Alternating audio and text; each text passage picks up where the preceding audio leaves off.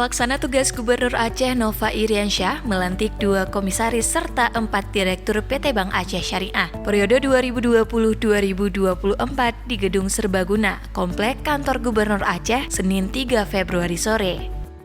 Pengangkatan tersebut sesuai keputusan Gubernur Aceh selaku pemegang saham pengendali PT Bank Aceh Syariah tentang pengangkatan komisaris independen, direktur bisnis, direktur kepatuhan, direktur dana dan jasa, dan direktur operasional PT Bank Aceh Syariah.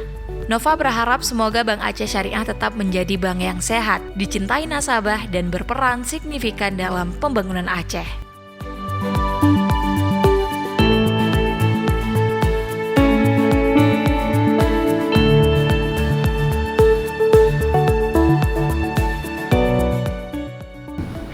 Bahwa sumpah yang akan saudara-saudara ucapkan ini mengandung tanggung jawab terhadap bangsa dan negara Republik Indonesia serta tanggung jawab terhadap kesejahteraan bangsa.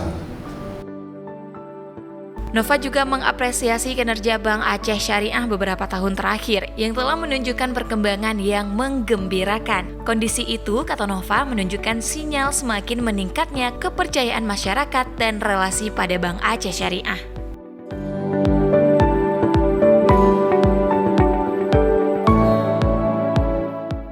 Dengan mengucapkan puji dan syukur kehadiran Allah yang Maha Kuasa atas rahmat dan taufiknya, maka pada hari ini Senin tanggal 3 Februari 2020 kami pelaksana tugas Gubernur Aceh dengan resmi melantik saudara-saudara sebagai komisaris independen, direktur bisnis, direktur kepatuhan, direktur dana dan jasa,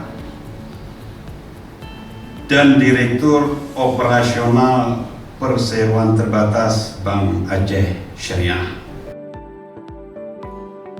Selain itu, Bank Aceh Syariah juga diminta memperhatikan digitalisasi bisnis bank dalam seluruh aspek operasional. Optimalisasi penggunaan IT di era industri 4.0, kata Nova, menjadi suatu keniscayaan. Kepada semua pihak, baik pemilik, pengusaha, dan masyarakat luas, juga diajak untuk mendukung dan mengawasi bersama, sehingga suatu saat nanti benar-benar dapat memberikan kontribusi yang besar untuk kepentingan pembangunan Aceh.